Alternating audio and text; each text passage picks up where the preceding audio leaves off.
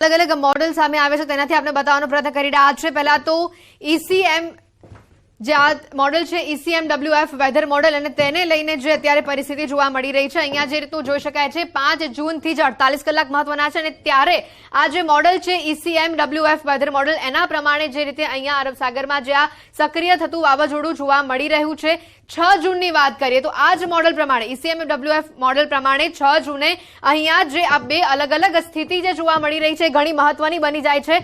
7 જૂન આવીએ તો આની જે ગતિ છે તે ધીમે ધીમે ગુજરાત તરફ સૌરાષ્ટ્રના ભાગો તરફ આગળ વધતી જોવા મળી રહી છે। આ જે સર્ક્યુલેશનની જે અસર છે તે વધુ આગળ જોવા મળી રહી છે અને તેના કારણે જે દક્ષિણ ગુજરાત અને સૌરાષ્ટ્રનો જે ભાગ છે ત્યાં સૌથી વધારે અસર તેની જોવા મળી શકે છે।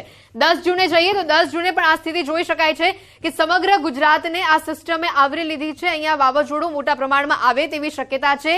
ECMWF વેધર મોડલ અત્યારે આપણે જોઈ રહ્યા છે અને 10 જૂન સુધી જે 5 જૂન પછી જે 48 કલાક માટે જે આગાહી કરવામાં આવી છે 48 કલાક બાદની જે સ્થિતિ છે એ આપણે બતાવી રહ્યા છે અને એમાં સૌથી વધુ જે અસર છે તે ખાસ કરીને દક્ષિણ ગુજરાત અને સૌરાષ્ટ્રના ભાગોમાં આપણને જોવા મળશે। એટલે આ જે ECMWF વેધર મોડલ છે તેનાથી આપણે આ બતાવવાનો પ્રયત્ન કર્યો।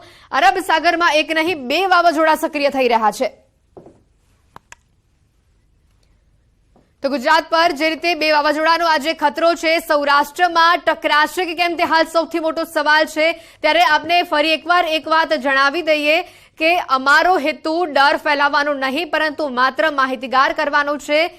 જે મોડલથી અમે આપને આ સમજાવવાનો પ્રયત્ન કરી રહ્યા છે બની શકે કે આ સ્થિતિમાં ફેરફાર પણ આવી શકે પરંતુ જે અલગ અલગ વેધર મોડલ સામે આવી રહ્યા છે એ વેધર મોડલ શું કહી રહ્યા છે માત્ર એ જ આપને બતાવી રહ્યા છે। જે સ્થિતિ બની રહી છે એ જ આપને બતાવી રહ્યા છે। આવતીકાલે આ સ્થિતિ ન પણ હોય દરિયો જે છે તે સંપૂર્ણપણે શાંત પણ બની જાય। અમારો હેતુ ડર ફેલાવવાનો નહીં માત્ર માહિતીગાર કરવાનો છે। જે ECMWF વેધર મોડલથી આપને આ જે બતાવવાનો પ્રયત્ન કર્યો જે અલગ અલગ મોડલ સામે આવી રહ્યા છે અલગ અલગ મોડલ પ્રમાણે આપણે બતાવવાનો પ્રયત્ન કરી રહ્યા છે કે શું સ્થિતિ જોવા મળી રહી છે દેશ પર જે રીતે વાવાઝોડાનું જે આ જોખમ છે તે જોવા મળી રહ્યું છે। હવે આપણે જે બીજું મોડલ છે બતાવીએ GFS વેધર મોડલ છે જે રીતે તેની આગાહી છે 10 જૂને બંગાળની ખાડીમાં સિસ્ટમ સક્રિય થઈ શકે છે। GFS વેધર મોડલ દ્વારા આ પ્રકારની આગાહી કરાઈ છે 13 જૂને ભારત બાંગ્લાદેશ કિનારે તે વાવાઝોડું ટકરાઈ શકે છે તો 15 જૂને ગુજરાત નજીક તે સિસ્ટમ સક્રિય થશે અને 15 જૂનની જે વાત અહીંયા કરવામાં આવી છે 5 જૂને ઉદ્ભવી શકે છે વાવાઝોડું અને જે વાવાઝોડું ઉદ્ભવશે તેનું જે કેન્દ્ર બિંદુ છે તે અહીંયા હશે 10 જૂને કર્ણાટક કેરળના કિનારે તે ટકરાઈ શકે છે તેવી સ્થિતિ છે। એટલે આ અહીંયા આપ જોઈ શકો છો કે તેનો જે વ્યાપ છે એ કયા પ્રકારનું જોવા મળી રહ્યું છે। સાથે 13 જૂને ભારત અને બાંગ્લાદેશ કિનારે તે ટકરાઈ શકે છે તેવી પણ વાત સામે આવી છે અને તે બાદ 15 જૂને ગુજરાત નજીક આ સિસ્ટમ સર્જાઈ શકે છે। એટલે 15 જૂને ક્યાંક જે આની સ્થિતિ અત્યારે અહીંયા જોવા મળી રહી છે તે આગળ જઈને અત્યારે જે દક્ષિણ ગુજરાત અને સૌરાષ્ટ્રના ભાગો છે ત્યાં સૌથી વધારે આ વાવાઝોડાની જે સિસ્ટમ છે તે સક્રિય થતી જોવા મળશે। GFS વેધર મોડલ દ્વારા આ બતાવી રહ્યા છે એટલે દેશ પર જે 3 વાવાઝોડાનો જે ખતરો છે તે આપણે બતાવી રહ્યા છે અલગ અલગ વેધર મોડલથી આપણે બતાવી રહ્યા છે।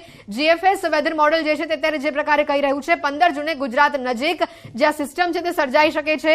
ખાસ કરીને જે અલગ અલગ જે સિસ્ટમ સક્રિય થવાના કારણે જે અલગ અલગ વાવાઝોડાની જે સ્થિતિ છે બતાવી રહ્યા છે 10 જૂને કર્ણાટક કેરળની સાથે 15 જૂને ગુજરાત આસપાસ। એટલે અહીંયા ખતરો જે રીતનો જોવા મળી રહ્યો છે આ માત્ર આપને માહિતીગાર કરવાનો છે। આ જે અલગ અલગ વેધર મોડલથી જે માહિતી આવી રહી છે માત્ર આ જે માહિતી છે એ માહિતીથી માહિતીગાર આપને કરાવી રહ્યા છે। બની શકે કે આવતીકાલે પરિસ્થિતિ કંઈક અલગ હોય દરિયો સંપૂર્ણપણે શાંત પણ થઈ ગયો માત્ર આ આપને ખાલી માહિતીગાર કરી રહ્યા છે। આ ડર ફેલાવવાનો આમાં કોઈ ઉદ્દેશ નથી ડર ફેલાવવાનો હેતુ નથી। આ જે પરિસ્થિતિ 3 અલગ અલગ વેધર મોડલથી સામે આવી રહી છે માત્ર એ આપણે બતાવી રહ્યા છે। GFS વેધર મોડલની જે આગાહી છે એમાં જે આપણને સિસ્ટમ અત્યારે સક્રિય થતી જોવા મળી રહી છે એ બતાવી રહ્યા છે। ભારત બાંગ્લાદેશના કિનારે 13 જૂનની વાત કરવામાં આવી છે તો બીજું 15 જૂને ગુજરાત નજીક હજી એક સિસ્ટમ અહીંયા સક્રિય થવાની વાત સામે આવી રહી છે। એટલે 15 જૂને જો સિસ્ટમ અહીંયા સક્રિય થાય છે તો તેની સૌથી વધુ અસર જે છે તે આપણને સૌરાષ્ટ્ર દક્ષિણ ગુજરાતના ભાગોમાં જોવા મળી શકે છે અને જે ઘણી મોટી ચિંતા ઉદ્ભવી રહ્યું છે। એટલે આ GFS વેધર મોડલથી ખાસ વાત કરી દેશ પર હાલ જે 3 વાવાઝોડાનું જોખમ છે તેને લઈને આપણે માહિતી આપી રહ્યા છે। જે ખાસ કરીને જે વિગતો સામે આવી રહી છે આજે જે સ્થિતિ છે આપને ફરી એકવાર જણાવી રહ્યા છે કે આવતીકાલે તેમાં ફેરફાર થઈ શકે છે। સાથે જીએફએસ વેધર મોડલથી તો વાત કરી, અલગ વેધર મોડલથી પણ આપણે વાત કરીએ. ICON વેધર મોડલ છે તેના ઉપર વાત કરીએ કે તેઓનું શું અનુમાન છે, એ આ વેધર મોડલથી શું જાણવા મળી રહ્યું છે. તો ઓમાન તરફની જે આ ગતિવિધિ જોવા મળી રહી છે, 3 વાવાઝોડાનો આજે ખતરો, અને મ્યાનમાર તરફ પણ જે સ્થિતિ જોવા મળી રહી છે, 7 જૂને કર્ણાટક નજીક હળવી સિસ્ટમ સર્જાઈ શકે છે તે પ્રકારની સ્થિતિ છે. 5 જૂને અરબ સાગર બંગાળની ખાડીમાં એક જે સિસ્ટમ છે તે બની રહી છે. તો 7 જૂને કર્ણાટક નજીક હળવી સિસ્ટમ જે છે તે સક્રિય થઈ રહી છે.